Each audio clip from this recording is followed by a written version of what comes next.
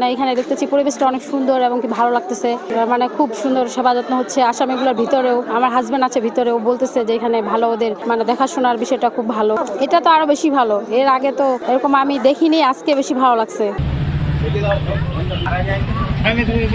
আমার এক আত্মীয় এখানে জেলখানায় আছে, এই সুবাদে আজকে ঈদের পরের দিন আমি দেখা করতে এসেছি। দেখা করতে এসে জেলের যে পরিবর্তন দেখলাম আমি, এটা আশু পরিবর্তন। বর্তমানে যে জেলার সাহেব আছেন, নাকি মানবতার ফেরিওয়ালা বললেও কম হবে।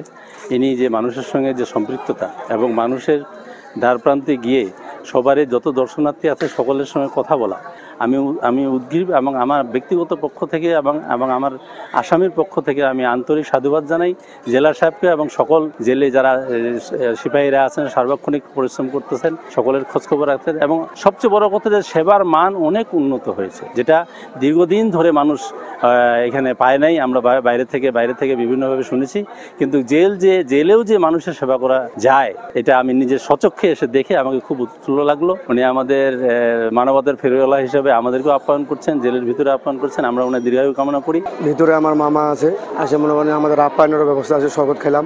ভিতরেও মামার কাছে শুনলাম উনি ভালো আছে, সুন্দর, ওনার কোনো কষ্ট নাই ভিতরে। এই জেলার সাহেব বর্তমান আসে, আগের থেকে বর্তমান অনেক সুবিধা, অনেক ভালো।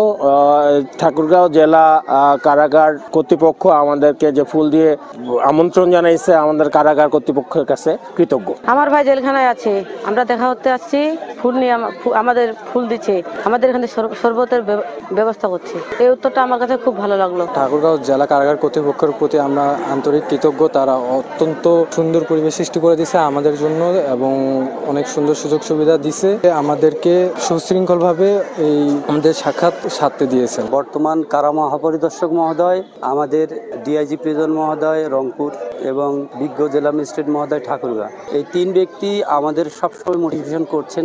বন্দির আত্মীয় থেকে শুরু করে বন্দীদেরকে আমরা কিভাবে তাদের সেবা দিতে পারি এবং সেবাটা কিভাবে তাদের দোরগোড়ায় আমরা পৌঁছে দিতে পারি, এই জন্য তারা আমাদেরকে প্রতিনিয়ত মোটিভেশন করছেন এবং আমরা সেই লক্ষ্যে কাজ করছি। বন্দীকে এবং বন্দির আত্মীয় স্বজনকে সেবা সহজীকরণের জন্য যা যা দরকার আমরা যেন করতে পারি এবং আমাদের লক্ষ্য থাকবে ঠাকুরগাঁও জেলা কারাগার যেন অন্যান্য কারাগারের রোল মডেল হতে পারে, যে সেবা কিভাবে সহজীকরণ করা যায় এবং মানুষকে সেবা দেওয়া যায়, এই লক্ষ্যে আমরা কাজ করে যাচ্ছি।